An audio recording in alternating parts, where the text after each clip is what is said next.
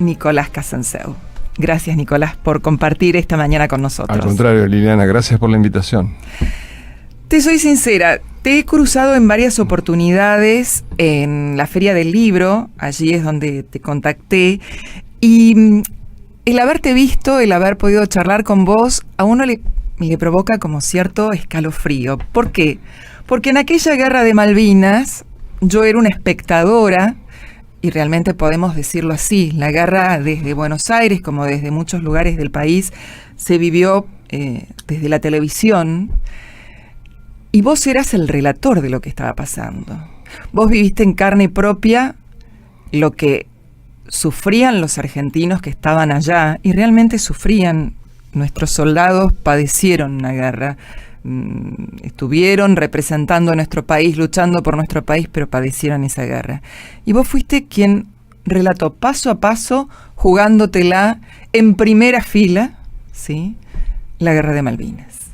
¿Cómo fue ese 2 de abril cuando comenzó todo y vos decidiste o te mandaron ir allá? No, yo hubiera matado por ir, pero cuando uno desea algo intensamente se van alineando los astros y se cumple. Por eso hay que tener mucho cuidado con los deseos intensos. Ya sea desear una pareja, un trabajo, una guerra, hay que tener cuidado con desearlo intensamente porque se te puede dar. Yo desde chico soñaba con la recuperación de Malvinas. Era una generación formada por maestras muy patrióticas. Lo primero que hacía la maestra al entrar al aula era escribir en el pizarrón: las Malvinas son argentinas. Y para mí, un chico formado en esa época por lectura de Salgar y Alejandro Dumas, no había ninguna aventura romántica que pudiera emprender un argentino más linda que recuperar Malvinas. Yo soñaba con ser el almirante de la flota que iba a recuperar Malvinas. No llegué a almirante, por suerte, creo. Pero me tocó, entre tantos periodistas, ser el único. Y si no es con la explicación de que se alinean los planetas, no se puede explicar. Yo ni siquiera estaba en Canal 7 en ese momento. Yo me había ido por desavenencias con el productor. Y días antes del 2 de abril, sin que yo sospechara nada, me llama el productor, me dice: ¿no querés volver? ¿Cuánto querés ganar? Dije, bueno, reconocieron mis talentos. Acepté. Y el 2 de abril me llama Víctor Sueiro, gran amigo y colega.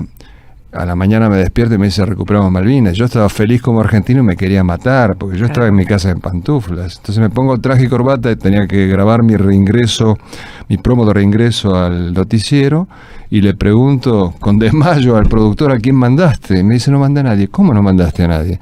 No, porque Gómez Fuentes tiene que conducir la batalla política, María Larreta es mujer, Leonardo Yocrón tiene asma. Entonces le digo: pero mandame a mí. Ah, bueno, me dijo, lo tenía todo fríamente calculado. Seguro, sí. Así que bueno, vos amaneciste en ese 2 de abril con que eras el único periodista. En ese momento ni por las tapas imaginaba que iba a ser el único en cubrir toda la guerra. Cuando yo llego el 2 de abril a Comodoro, no nos dejan cruzar el 2 de abril, el 3 cruzamos como 40 periodistas y podían haberse quedado. Y durante todo abril entraban bandadas de periodistas, pero hacían su nota y se iban en el mismo avión. Yo fui testigo de cómo Menéndez, el general Menéndez, le ofrecía quedarse y, por ejemplo, el corresponsal de guerra del diario La Nación, Corbellini Rosende, le contestó delante mío: no, soy más necesario en Comodoro Rivadavia. Ronnie Vargas, que es un periodista muy conocido de Antena 3, hace unos pocos años me lo crucé y le dije: che, ¿por qué no te quedaste? No, yo pensé que no iba a haber guerra. Una respuesta medio extraña, ¿no? La flota se venía. Así que no puedo explicarte por qué. Yo ni siquiera era corresponsal de guerra con carnet. Llegaban corresponsales de guerra con carnet y no se quedaban. Yo fui corresponsal de guerra de facto, no tenía carnet. Y bueno, después habrá habido periodistas que por ahí no los dejaron entrar por cuestiones políticas, lo ignoro, pero cuando se cierra el bloqueo, obviamente ya no entró nadie más. Y había un grupo de periodistas de Telam, pero hacían propaganda en vez de hacer periodismo. Y mientras informaban falsedades, pero inocuas, digamos, o que no molestaban a Menéndez, no pasaba nada. Por ejemplo, dijeron que los Pucará atacaron al portaaviones, cosa imposible. Yo me acuerdo, la frase era como mosquitos enfurecidos. Es cierto, uno recuerda frases. Ridículo, ¿no? O una vez entro a la covacha que tenían ellos en Malvinas y me dice uno de los cronistas, me dice: acabo de cortar con una radio uruguaya y les conté que sobre mi cabeza caían los paracaidistas y eran ametrallados por los nuestros. Digo: pero lo inventaste. No, pero los de la radio estaban encantados. Ese nivel de invento era. Hasta que un día el cronista Pérez Andrade publica que los ingleses atacaron y mataron 12 kelpers y que él supuestamente estuvo caminando entre los cadáveres de los kelpers. Y eso se publicó en El Continente y armó un gran revuelo. Era totalmente falsa la noticia y fue cuando Menéndez le sacó los equipos. Claro. Claro. Por eso yo me quedé como el único que cubrió toda la guerra. Sí, vos estuviste muchísimo tiempo y como decía antes, en la primera línea de combate. Hay grabaciones que todavía permanecen y uno las puede escuchar a través de internet, de YouTube. En mi canal de YouTube que me armó mi hijo. Ah, bueno, fantástico. Contá cómo es No, mi hijo menor de repente dice, papá, tenés todo desordenado, yo te voy a armar un canal de YouTube, es YouTube Nicolás Casanseu, y la verdad que estoy admirado, está pescando de todas las cosas que hay en internet, está entresacando las cosas mías y va sumando. Y las va sumando, sí. Y supongo que tendrás una cantidad impresionante de seguidores. Sí, y lo más valioso es que aparecen los nombres de esas caras, porque yo en ese momento obviamente no conservé los nombres de quienes entrevistaba, entonces aparecen, yo fui fulano, claro, pelado y gordito, claro, después de tantos años, o mi papá es el que te está contestando en este video, entonces voy armando, agregando los nombres a las caras. Debe ser muy emotivo, después de tantos años, por ahí reencontrarte en cierta forma con aquellos que estuvieron compartiendo con vos ese momento tan difícil. Sí, me pasa en cada charla que doy. Ahora vengo, por ejemplo, con Comodoro Rivadavia, me reencontré de nuevo con gente que hace 37 años no sabía nada de ella. Por ejemplo, se me acerca un soldado y me dice, en la página 52 de tu libro, vos contás como yo y mi camarada quedamos enterrados por la caída de una bomba y cuando nos estábamos por asfixiar, a último momento nos sacaron, que era un milagro. Bueno, ahora tengo los nombres de los soldados y es muy emocionante. Claro, ya lo creo. Bueno, llegaste a Malvinas, te encontraste con una tierra hostil, digamos, desde el punto de vista geográfico, climático, político y lo que se estaba viviendo. ¿Cómo te recibió la población? Mal. Los kelpers nos odiaban. Contrariando la propaganda de ese momento, que poco menos que nos decía que iban a salir con banderitas argentinas, nos odiaban mal y nos amenazaban. Yo entrevisté kelpers en ese momento y decían, acá van a venir los ingleses y los van a matar a todos y yo voy a participar de la matanza, poco menos que eso nos decían. Así que sí, fue una población muy hostil hacia nosotros, pero no solo hostil, sino que era quinta columnista, colaboraba con los ingleses y lamentablemente el general Menéndez los dejaba hacer. Eran intocables, andaban con sus jeeps, tenían comunicación con la flota. A mí me contaba la gente de inteligencia que le decían a Menéndez, están transmitiendo de tal casa, y Menéndez decía, bájenle la antena. Le bajaban la antena, se iba la patrulla argentina, volvían a subir la antena. Incomprensible. Y cuando empezó la primera batalla que presenciaste, ¿cuál fue? Bueno, fue el 1 de mayo, el ataque primero aéreo y después naval de los ingleses, que fue el bautismo de fuego de la Fuerza Aérea, de la artillería antiaérea, tanto de Fuerza Aérea como de Ejército.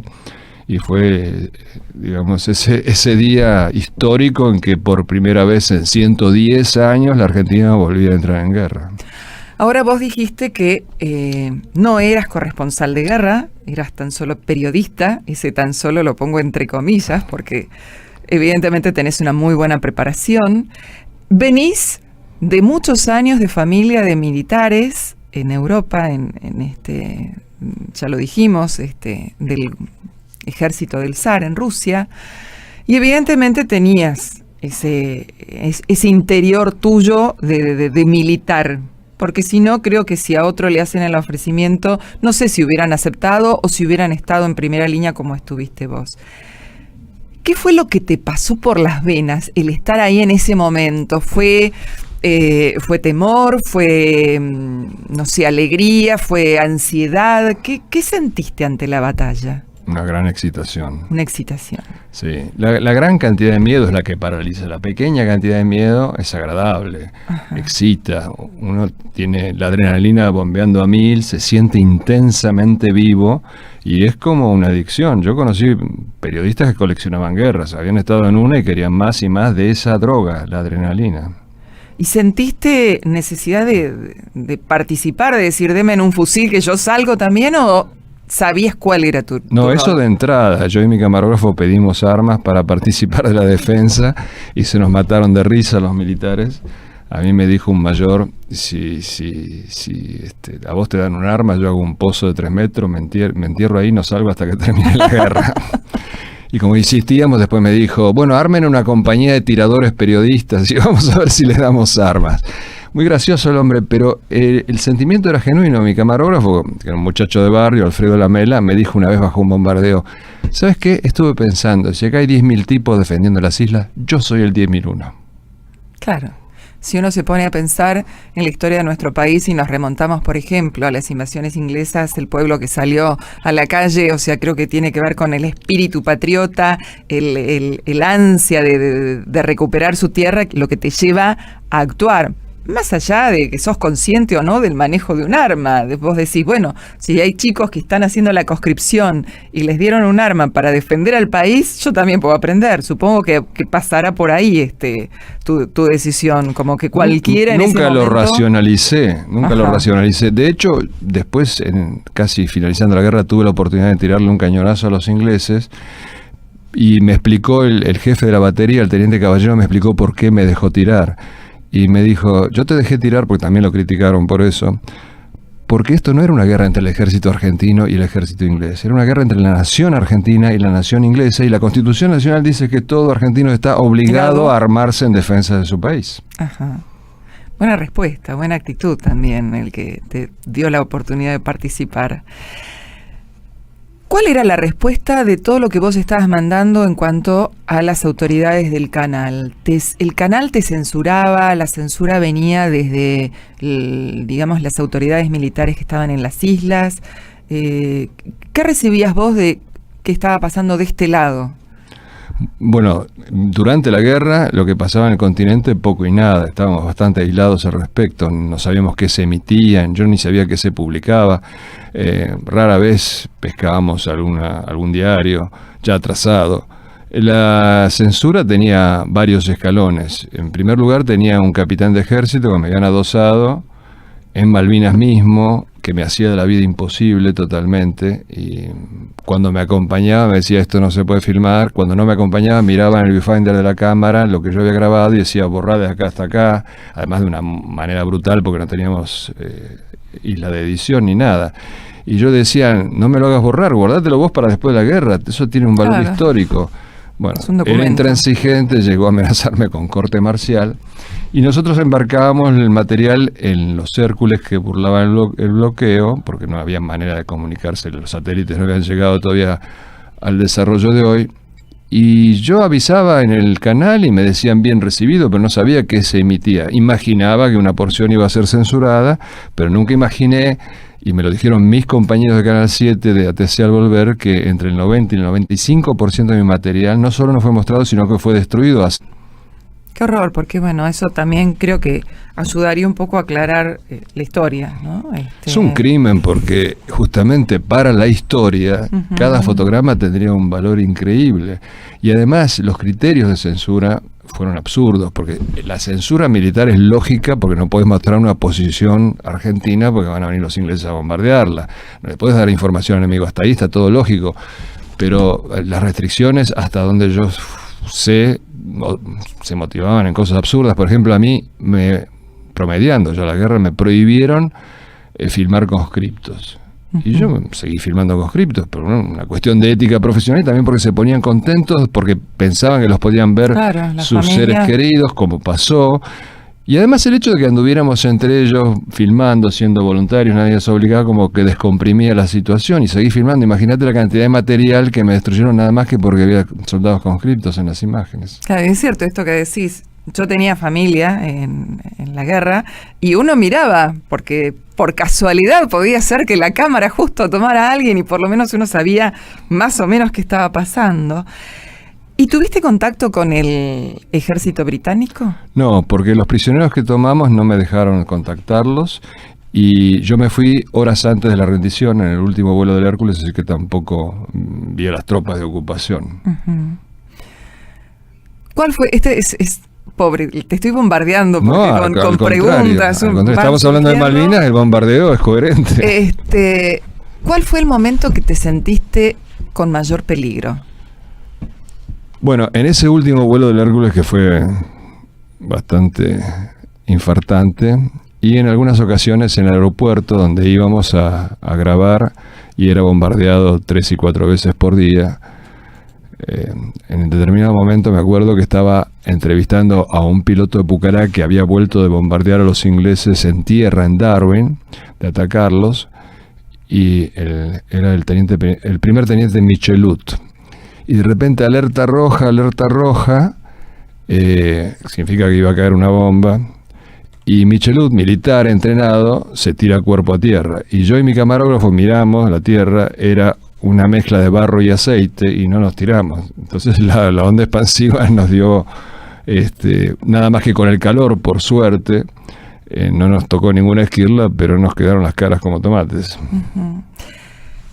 La pregunta que te voy a hacer no es para, digamos, crear susceptibilidades, pero acá se habló mucho de, por ejemplo, las tropas, sobre todo los soldados conscriptos que llegaron de lugares como de Corrientes, que no estaban preparados por una cuestión de clima desde el lugar de pertenencia, con uniformes que no eran apropiados para el lugar, que les faltaba comida. ¿Se bebía realmente eso? ¿Eran un grupo nada más? ¿Eran en determinadas zonas? Mira, esto forma parte de esas ideas fuerzas falaces con las que nos han bombardeado durante estos 37 años. O sea, mandamos soldados de climas cálidos a pelear en climas fríos. Pero existe lo que se llama aclimatación. Claro. Y si no, como los alemanes del gélido norte de Europa pelearon en el Sahara con el Afrika Korps, y cómo pelearon, o cómo Aníbal con sus cartagineses cruzó los Alpes. Entonces son ideas fuerzas que se instilan en la población y nadie se detiene un segundo a someterlas a la duda, al juicio crítico. Desde ya, la peor mentira es la generalización. Hubo de todo. Hubo gente que estaba mejor o peor abrigada, hubo gente que comió más o comió menos. Mucho dependía del jefe que tuviera, mucho dependía de la posición. Si estás en primera línea es muy difícil acercar la comida, o 3 comidas, imposible. Cosa que pasa en porque toda guerra. Te van a bombardear. La guerra es sinónimo de hambre. La guerra es sinónimo de padecimiento de todo tipo. Pero la peor mentira es la media verdad. La media verdad es una mentira completa. ¿Cuál fue el momento que te sentiste con mayor peligro? Bueno, en ese último vuelo del Hércules, que fue bastante infartante, y en algunas ocasiones en el aeropuerto donde íbamos a grabar y era bombardeado 3 y 4 veces por día. En determinado momento me acuerdo que estaba entrevistando a un piloto de Pucará que había vuelto de bombardear a los ingleses en tierra en Darwin, de atacarlos, y era el primer teniente Michelut. Y de repente alerta roja, significa que iba a caer una bomba, y Michelut, militar entrenado, se tira cuerpo a tierra. Y yo y mi camarógrafo miramos la tierra, era una mezcla de barro y aceite, y no nos tiramos. Entonces la onda expansiva nos dio, nada más que con el calor, por suerte, no nos tocó ninguna esquirla, pero nos quedaron las caras como tomates. Uh-huh. La pregunta que te voy a hacer no es para, digamos, crear susceptibilidades, pero acá se habló mucho de, por ejemplo, las tropas, sobre todo los soldados conscriptos que llegaron de lugares como de Corrientes, que no estaban preparados por una cuestión de clima desde el lugar de pertenencia, con uniformes que no eran apropiados para el lugar, que les faltaba comida. ¿Se bebía realmente eso? ¿Eran un grupo nada más? ¿Eran en determinadas zonas? Mira, esto forma parte de esas ideas fuerzas falaces con las que nos han bombardeado. O sea, mandamos soldados de climas cálidos a pelear en climas fríos. Pero existe lo que se llama aclimatación. Claro. Y si no, como los alemanes del gélido norte de Europa pelearon en el Sahara con el Afrika Korps, y cómo pelearon, o cómo Aníbal con sus cartagineses cruzó los Alpes. Entonces son ideas fuerzas que se instilan en la población y nadie se detiene un segundo a someterlas a la duda, al juicio crítico. Desde ya, la peor mentira es la generalización. Hubo de todo. Hubo gente que estaba mejor o peor abrigada, hubo gente que comió más o comió menos. Mucho dependía del jefe que tuviera, mucho dependía de la posición. Si estás en primera línea es muy difícil acercar la comida, o 3 comidas, imposible. Cosa que pasa en porque toda guerra. Te van a bombardear. La guerra es sinónimo de hambre. La guerra es sinónimo de padecimiento de todo tipo. Pero la peor mentira es la media verdad. La media verdad es una mentira completa.